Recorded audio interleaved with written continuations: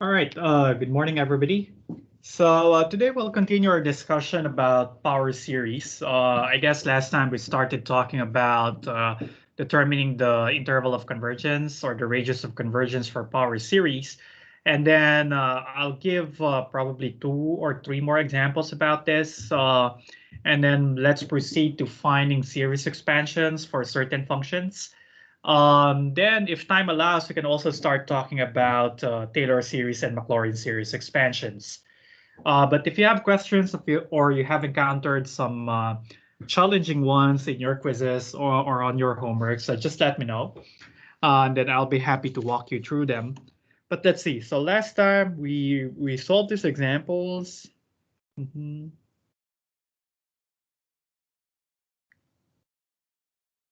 Okay, and I guess here I guess I had a mistake here. In this problem, but let me see why.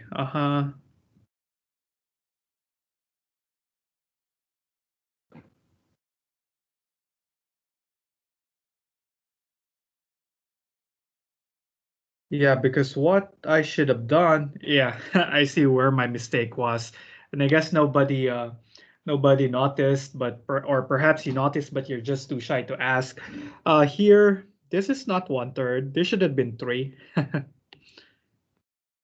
So because here, this is our starting point, right? Because that's the limit that we got.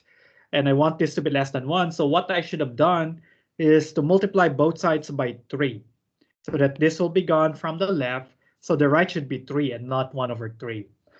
So hopefully next time I commit something like this, you guys will call my attention to it. And then this guy should be negative root 3.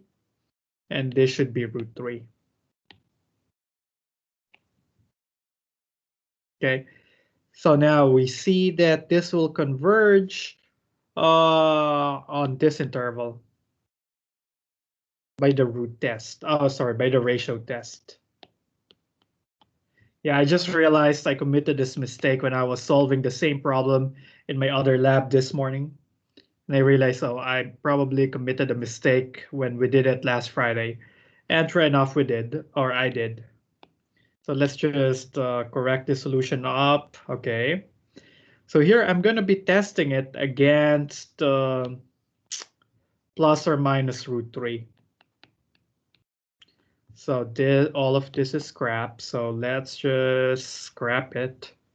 Okay, now we plug in plus or minus root 3, but if we do so, this will just be plus or minus root 3 to the second power raised to the n, a play on the loss of exponents, all over negative 3 to the power n.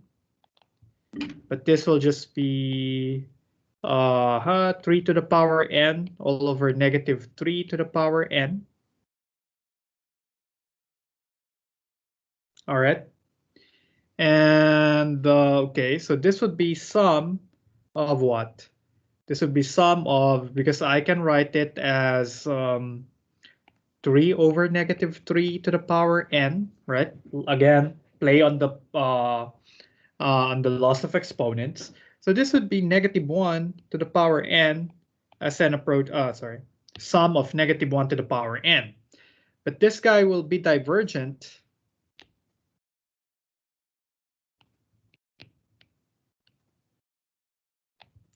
by the BDT, right?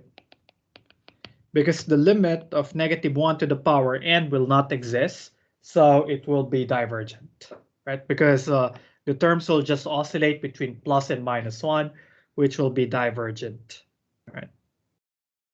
So my conclusion last time was wrong. And I see why we got convergence on negative root 3 over 3 and positive root 3 over 3, because they are both smaller than negative, or their magnitude is smaller than the magnitude of root 3. So they will be inside the open interval. So that's why we got convergence here. So our conclusion here, or the right conclusion, is that the interval of convergence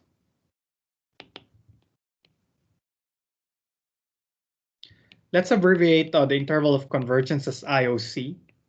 Is the open interval negative root 3 to positive root 3, right? Neither of the endpoints is is part of the interval of convergence. All right. So did you guys notice that mistake last time? Or you were carried away with some of the heavier stuff that you didn't notice that there was still a mistake committed in the algebra?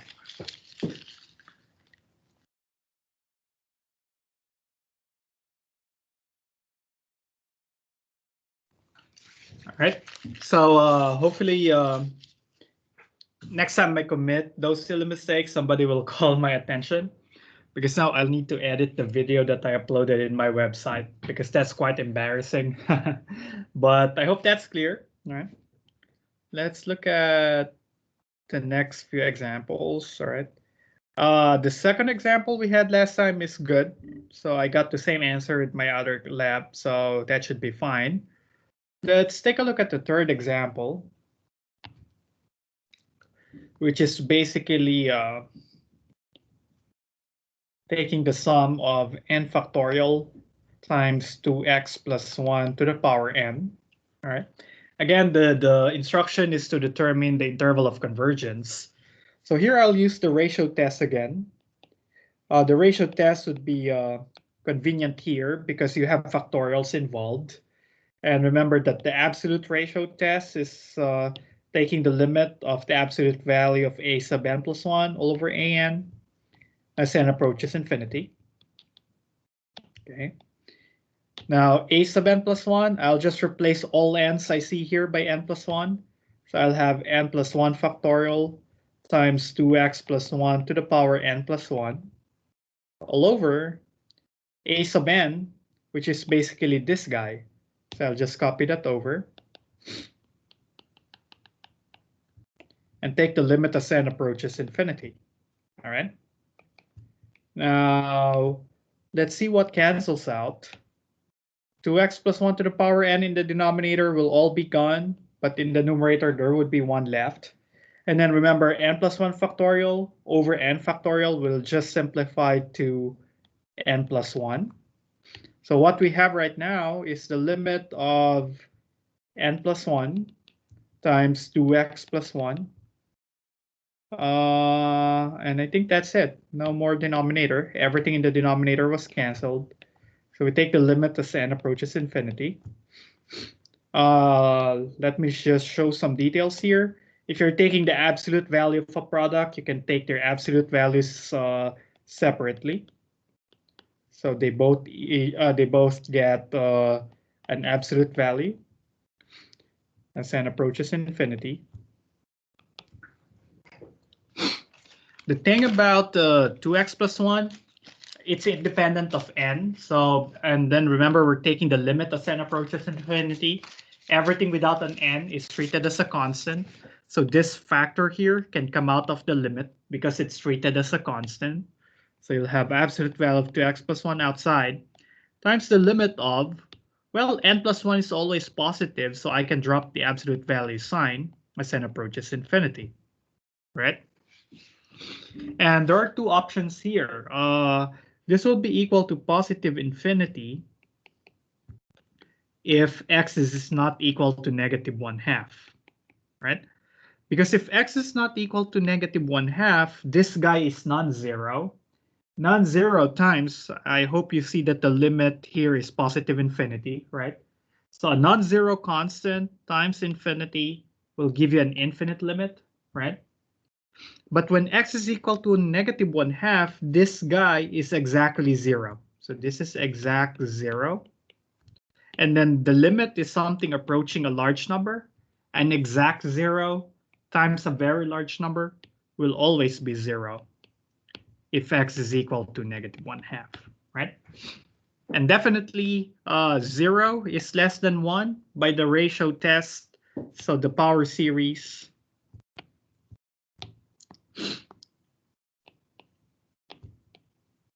will converge if and only if x is equal to negative 1/2.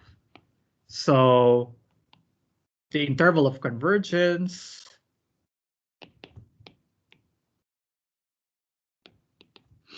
is the set -1/2. I put the word interval in quotes because this is not the usual type of interval that we see. It's only one number.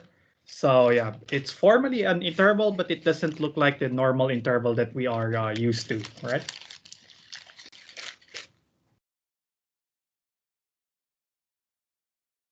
That's the only number at which, or the only value of x for which the given power series will converge. So the radius of interval here, the radius of convergence here is 1, because the length of the interval is 0. Oh, sorry. The radius of convergence is 0 because the length of the interval of convergence is 0.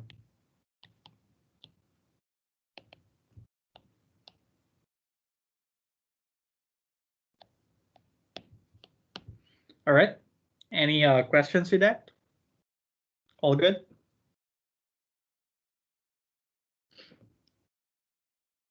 All right. Let's see. Problem 4. For problem 4, let's try sum of 2 to the power n all over n times 4x minus 8. Okay, so for this problem, again, I'll use the ratio test.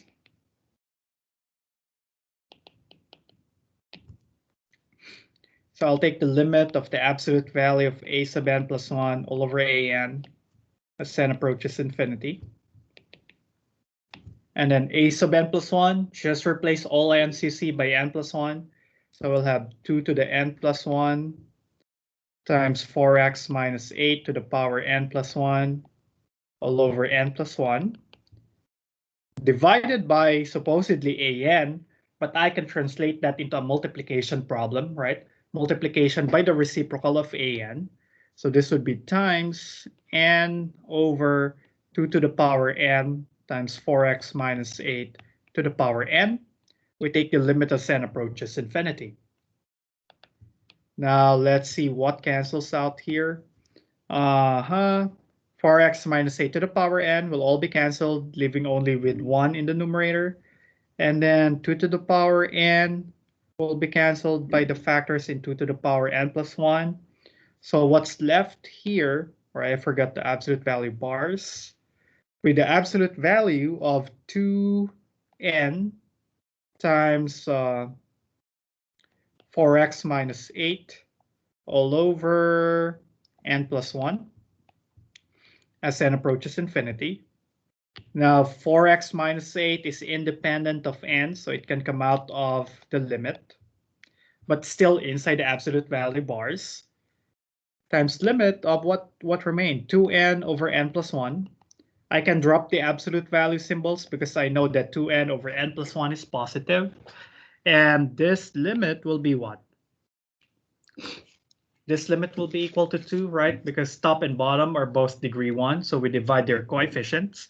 So this is 2 times absolute value of 4x minus 8, right? And remember, the ratio test tells us that the given series will be convergent if the limit is less than 1. So here we want the limit. So this is our L to be less than 1. So I'll solve for x then. Divide both sides by 2. All right.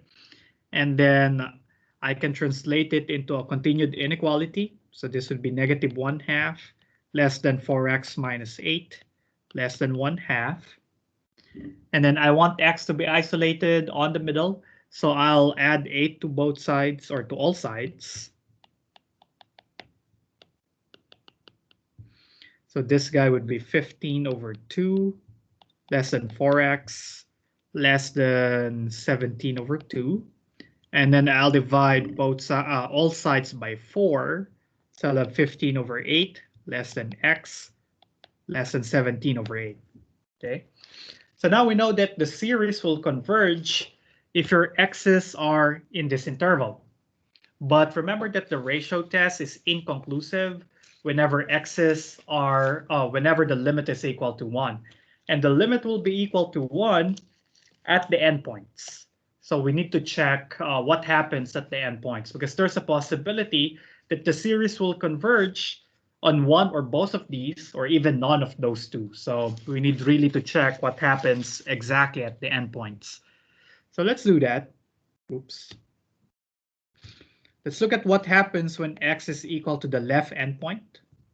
So we need to determine whether this is convergent or not. Oh, do you guys still see my screen? I think it's frozen. Yeah, I actually have written the word if, but in my screen it's not showing. How about yours? Yeah, it's frozen, so let me just restart share.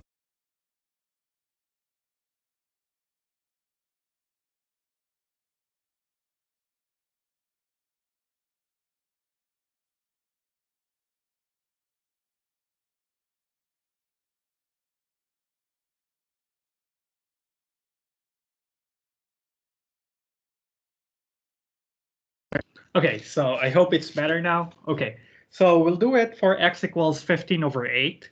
So let's plug in x equals 15 over 8. So you go back to your original series.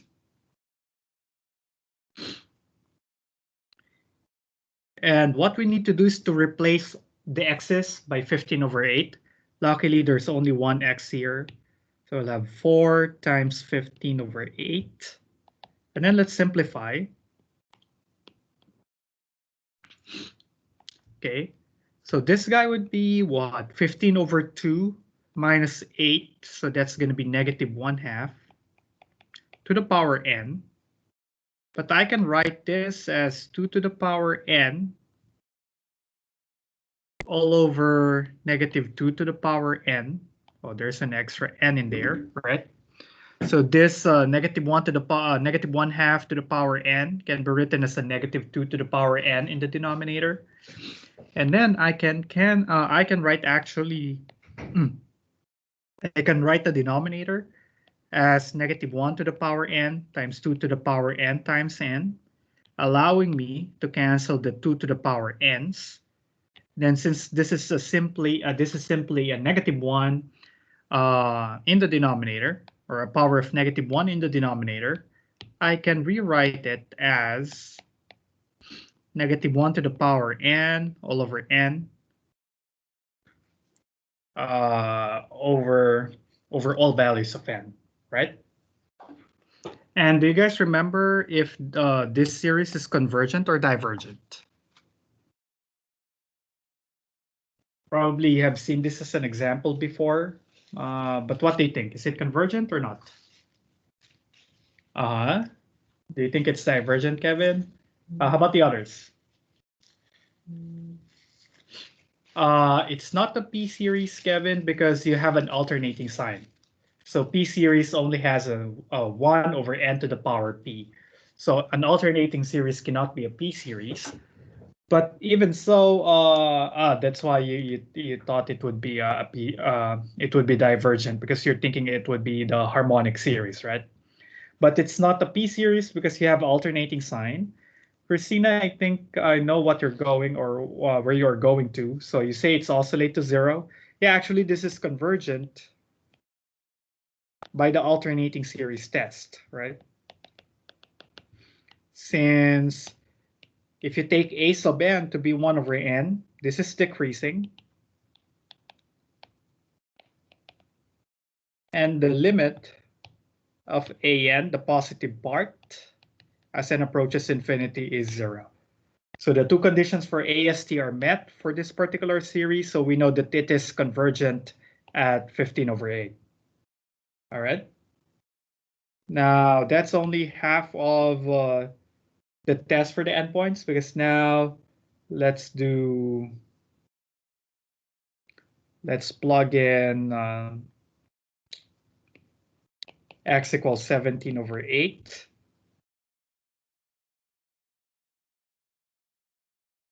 Why does the negative 1 to the power n move off? Actually, because the thing here is, that's a little bit of a trick I employed. But note that 1 over negative 1 to the power n is the same as negative 1 to the power n. All right? Because the denominator is just positive or negative 1. So 1 divided by positive 1 is equal to positive 1. And 1 over negative 1 is equal to negative 1. So basically, this guy is the same as this guy, right? Okay. Another way of looking at it is to multiply top and bottom by negative 1 to the power n. Right? So you'll get the same answer. So now let's try the other endpoint when x is equal to 17 over 8. Now if x is equal to 17 over 8, so what we need to do is to replace x by 17 over 8. Okay. So this will simplify to the sum of 2n over n. This guy will be what? 4, so that will be canceled by the 8 with the 2 remaining in the bottom. So it's going to be 17 over 2 minus 8, which will be 1/2 to the power n. But this is sum of 2 to the power n over n times 2 to the power n. And we can cancel the 2 to the n's. So this guy will simplify just to the sum of 1 over n. And here is where Kevin's suggestion earlier will kick in. This is a divergent P series with P equals 1. Or I can also say this is the harmonic series, right? Which is divergent. Funny thing, over the weekend, I was rewatching Korra. What's the official title? The Avatar series. I don't know if you still know that. the Legend of Korra. Yeah, the Legend of Korra. And the first chapter revolves around harmonic convergence, right? And I say harmonic convergence, it's quite ironic because I'm teaching that the harmonic series is divergent, and yet they're talking about harmonic convergence. But anyway, that's just a nerd in me. So this is divergent. So our conclusion, so the interval of convergence is 15 over 8 closed, comma, 17 over 8 open. So here I included 15 over 8 by virtue of putting square brackets because I know that the power series will converge when x is equal to 15 over 8, while I kept this as a parenthesis because 17 over 8 is not part of the interval of convergence because the series is divergent at 17 over 8, all right? And the radius of convergence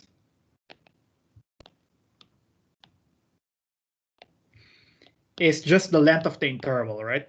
The length of the interval is right minus left. So that's 17 over 8 minus 15 over 8. So that's going to be 2/8, or that's 1/4. So that's the radius of convergence. So meaning that the power series will converge in an interval of length 1 over 4.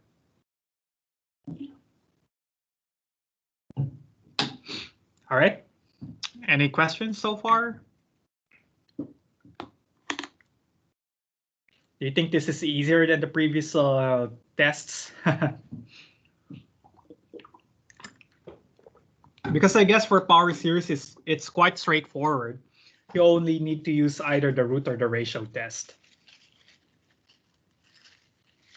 Okay, let's try one last before going to series expansions. What number we are in?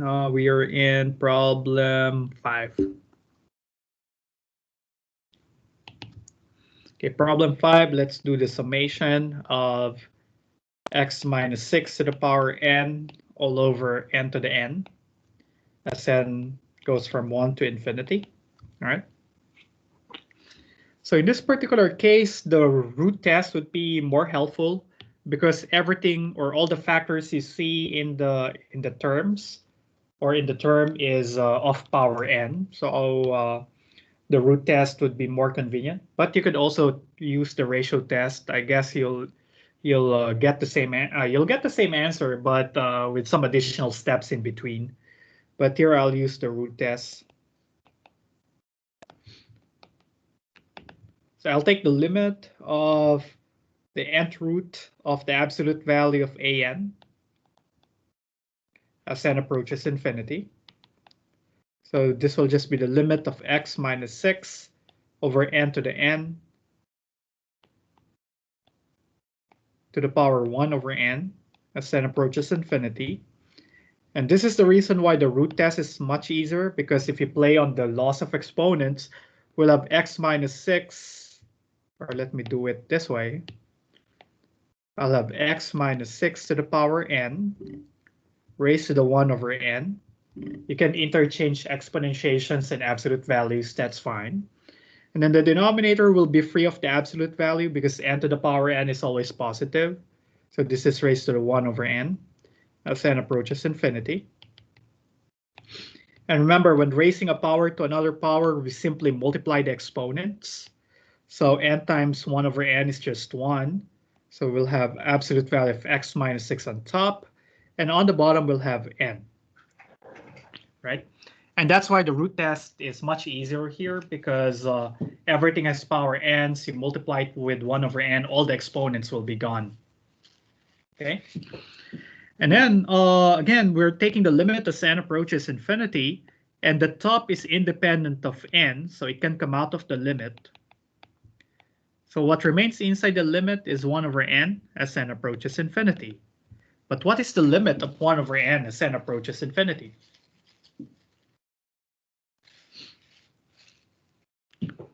This limit is equal to 0, right? So this will be absolute value of x minus 6 times 0, which is equal to 0 regardless of what x is, right? So this is less than 1 for any x. So the interval of convergence is the set of all real numbers, or you can say negative infinity to positive infinity, right? Because no matter what the value of x is, the limit of the nth root will be equal to 0, which is less than 1. So there are some series that will converge whatever value of x you put into them, right? And an example is this guy. Actually, I think you could have predicted that really this will be convergent for all values of x, because for a specific value of x, the numerator will be an exponential function, constant raised to the power n, but the denominator is n to the power n. And remember that n to the power n grows faster than most of all the functions that we know. So that means the terms in the series will eventually die down, allowing us to get a finite sum. All right. Any questions with these examples? None? Did you guys have an easier time answering your homeworks for this section? Or you haven't tried yet?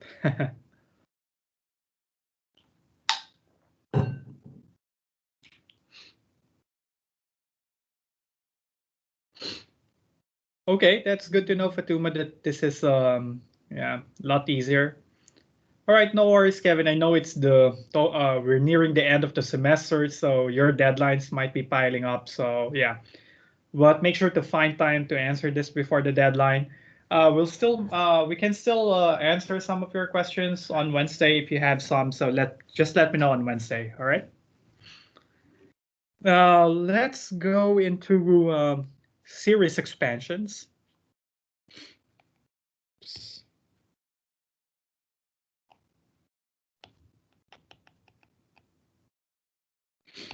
Okay, this will allow us to write certain functions in terms of their power series expansions. Sometimes it's convenient to work with a power series expansion than the function themselves. So because we can do term by term integration and term by term differentiation for absolutely convergent series. If you're going into higher math, you will more appreciate the utility of power series expansions. But I guess for now, we'll focus more on series expansions coming out of coming out of a geometric series. And then I think you also finished talking about Taylor series and Maclaurin series expansions today in the lecture, but we'll defer our discussion on that on Wednesday. So we'll start with the basic power series expansions. And the foundational idea here is this. Remember the geometric series?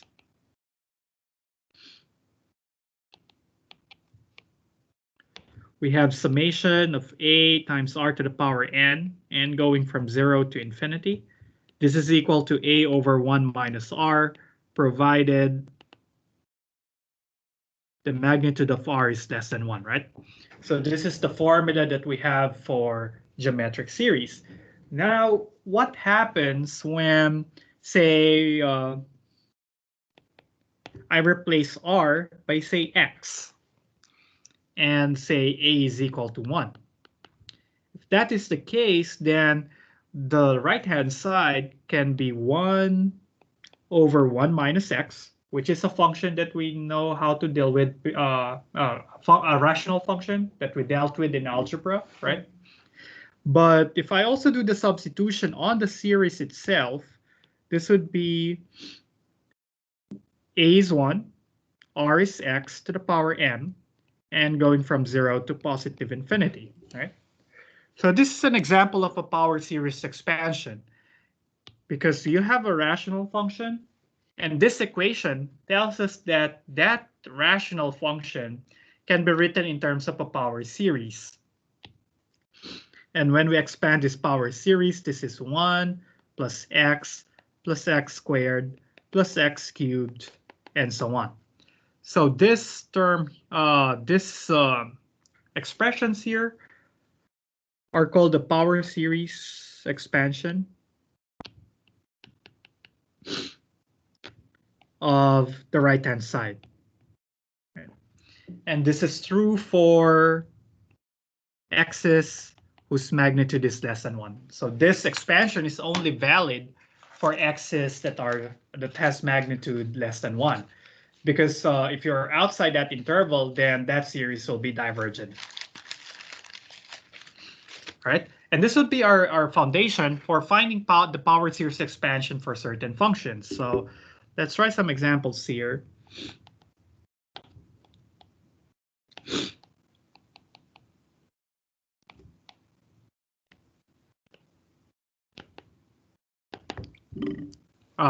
Not for the following series, but for the following functions. Okay, let's start with number 1, 1 over 1 plus x. Now, this is not very different from the previous example that we have. So you can just force the issue that this is of the form 1 over 1 minus x or a over 1 minus r. So the crucial thing here is that the constant, the numerator should be a constant. There should be a 1 minus a common ratio, right? So I'll do that here. So I want the top to remain a constant, so I'll just copy the top over. All over 1 plus x, but remember what I want is a 1 minus r in the denominator. So here I can rewrite it as 1 minus negative x, right? So I didn't change the given expression. I just rewrote it in a nicer way so that here I see that a is equal to 1 and r is equal to negative x, right? So the series expansion for this guy would be the sum of a, which is 1, times r, which is negative x to the power n, as n goes from 0 to positive infinity. So you can simplify this as negative x to the power n, as n goes from 0 to positive infinity. Or you can also rewrite it as negative 1 to the power n times x to the n going from 0 to positive infinity.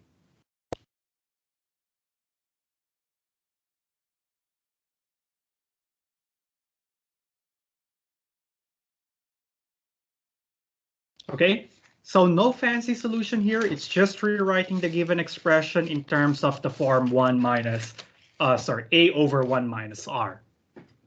So let's try another one. Perhaps what if we want the series expansion for, say, 1 over 1 minus x squared. remember, we're looking for the form a over 1 minus r. And it seems that this is fine, because here I can take a equals 1 and r is equal to x squared. So this guy can be written as the sum of a, which is 1, times r to the power n, and going from 0 to infinity. So this can be simplified as the sum of x to the power 2n, as n goes from 0 to positive infinity. And that's it. And remember that this is valid when r, which is x squared, has magnitude less than 1, right? So you can use this expansion whenever x squared is less than 1. Actually, the absolute values here are redundant because x squared is always positive. Okay. Let's try some more interesting ones. Let's try this, problem 3. Let's have x over 2 minus x squared, right?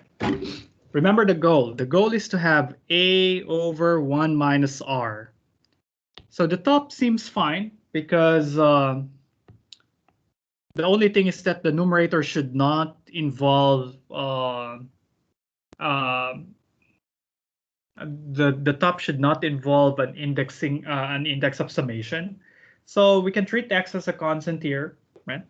So we can just copy it over. All over, we have an issue in the denominator because the required minuend here is 1. So we need to force the issue that the minuend is 1. So I can write it as 1. 1 plus 1 minus x squared, right? And then I can, and it's not just I want a 1, but I want 1 to be followed by a minus sign. So I can write it as x over 1 minus negative 1 plus x squared. Right? When you simplify this, you should be able to get this. Is that correct? Because 1 minus minus 1 would be 2. Then I have a minus x squared, right? So here we see that we can take a to be x and r to be x squared minus 1, right? Which is this guy. I just rearranged the terms. So that means using the geometric series expansion, this is the sum of a times r to the power n, which is x squared minus 1 to the power n, and going from 0 to positive infinity. And this is the series expansion for x over 2 minus x squared. All right. Any questions so far? Is this good?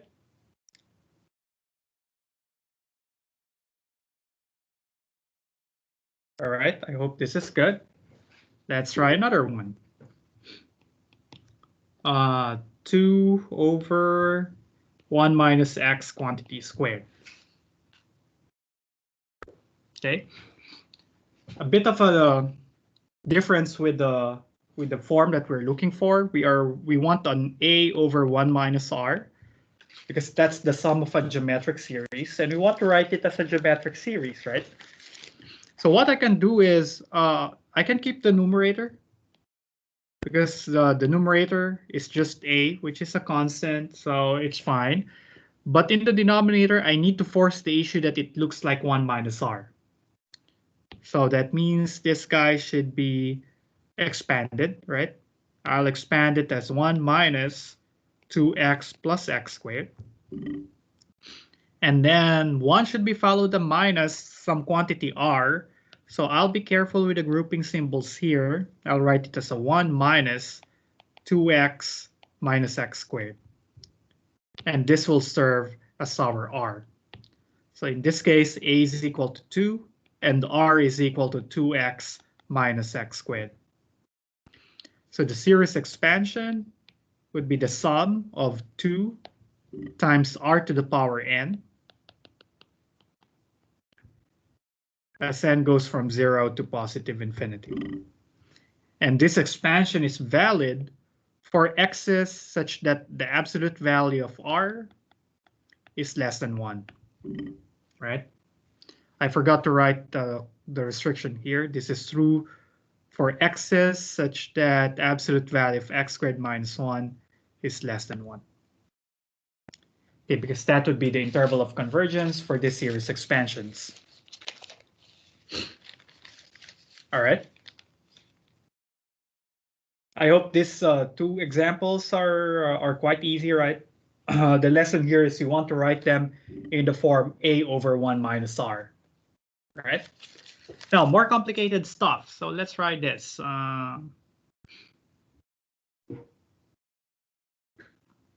Let's try this problem 5. ln of, say, 1 minus x. So the problem here is how do we get an expansion for ln of 1 minus x? Well, what I'll do here is to recall, how do we get an ln of 1 minus x coming from something that looks like 1 over 1 minus x? So here we need to recall that the integral of 1 over 1 minus x dx is equal to negative ln of 1 minus x plus c. Is this correct? Let me see. Yep, do you agree, guys, that this equation is correct?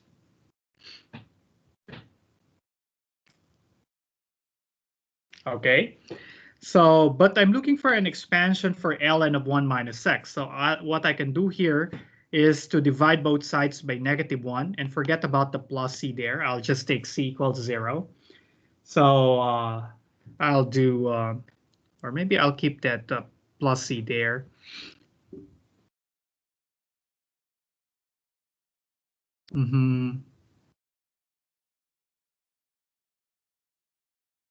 Okay, so what I can do is to say that this is ln of 1 minus x is equal to negative the integral of 1 over 1 minus x dx. All right. But I know that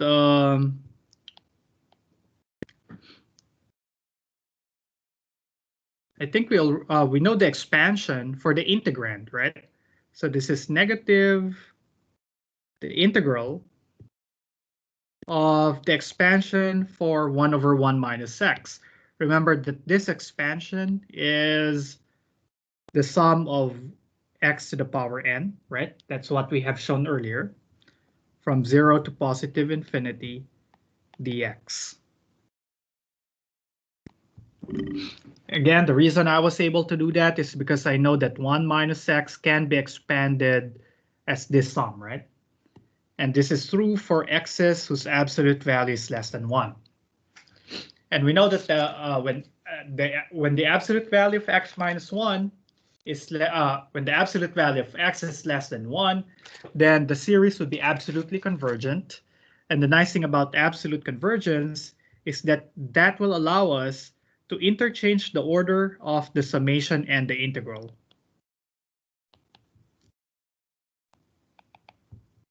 Right, so instead of doing the summation first, I can do the integral first and then followed by the summation. All right. Now let's do, so don't forget the negative sign that came in front. Then we'll have the summation from 0 to positive infinity. And we'll need to integrate x to the power n. But the integral is easier, right? It's just the power rule. So it's going to be x to the power n plus 1 all over n plus 1 plus a big arbitrary constant c. So the series expansion for ln of 1 plus x, or sorry, 1 minus ln of 1 minus x is equal to this guy for x's whose magnitude is less than 1.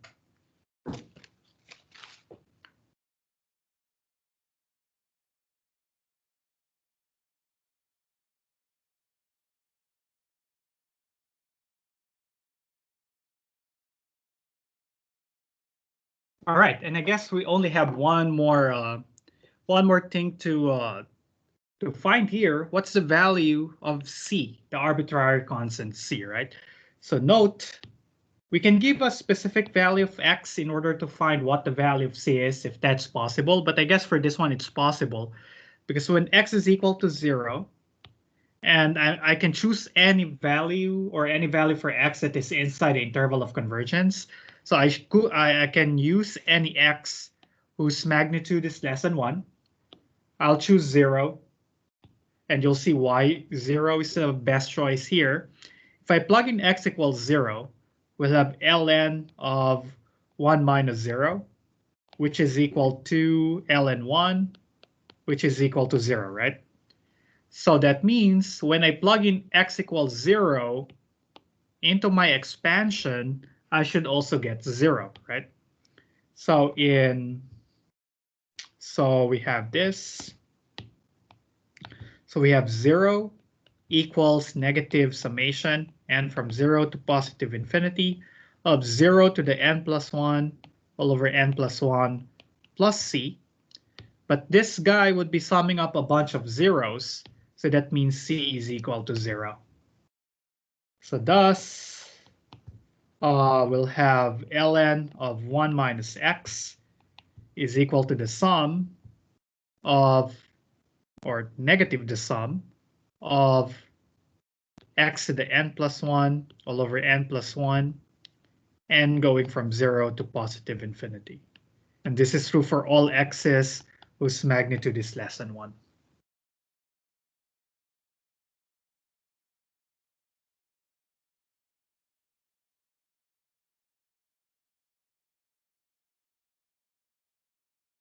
All right.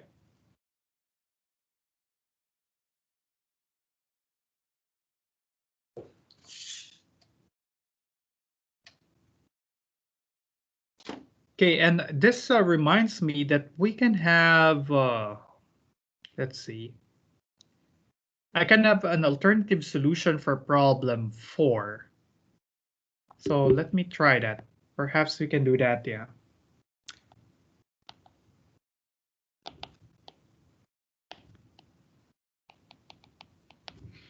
So alternatively for problem 4, remember for problem 4, we are looking for a series expansion for 2 over 1 minus x quantity squared.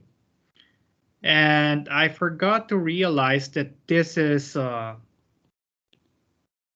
the derivative of what? Of 1 over 1 minus x is equal to what? Because this guy, I can treat it as 1 minus x to the negative 1. And if I take the derivative, I'll have negative 1 times 1 minus x to the negative 2 times negative 1. So I'll have 1 over 1 minus x quantity squared. All right. So the derivative of 1 over 1 minus x is equal to 1 minus x quantity squared, which is close enough to the given function, except the multiplier 2, right? So what I can do is to multiply both sides by 2. So we'll have 2 over 1 minus x quantity squared is the same as 2 times the derivative of 1 over 1 minus x, right? But we already know an expansion for 1 over 1 minus x. We knew that this is the sum of x to the power n as n goes from 0 to positive infinity. And again, for x's whose magnitude is less than 1. Because when your series is absolutely convergent, you can interchange the order of the sum and the derivative. So we can do the differentiation first before putting everything inside the summation, right? And so this will become 2 times the sum of the derivatives of x to the power n, which is just n times x to the power n minus 1. And this is your series expansion for x's whose magnitude is less than 1. All right. This expansion is different from this expansion over here that we got before, right? Because they have different intervals of convergence. So this guy will work whenever the absolute value of 2x minus x squared is less than 1. Well, this guy is true whenever the absolute value of x is less than 1, right? And they will be both valid if your x satisfy both inequalities. All right. Okay, any questions with those examples? Yeah, it's already time. So what I'll do on Wednesday is to start with 2 more examples of finding the power series out of a geometric series for given functions. Specifically, maybe I'll try some arctans, give some example how to generate arctans, and then that would be a good transition to working with Taylor series expansion and Maclaurin series expansion, which is a more efficient way for finding a series expansion for more complicated functions like sines, cosines, and even hyperbolic or exponential functions. All right. So any comments, any questions? Do you think that would be a good plan?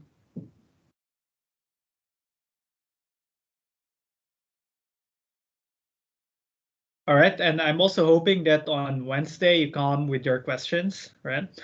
If you found some difficult ones in your quizzes or homeworks, let me know on Wednesday and then we can talk about them, all right? Okay, guys, so that's it for today. Thanks for coming and let's see each other again on Wednesday. Bye, guys.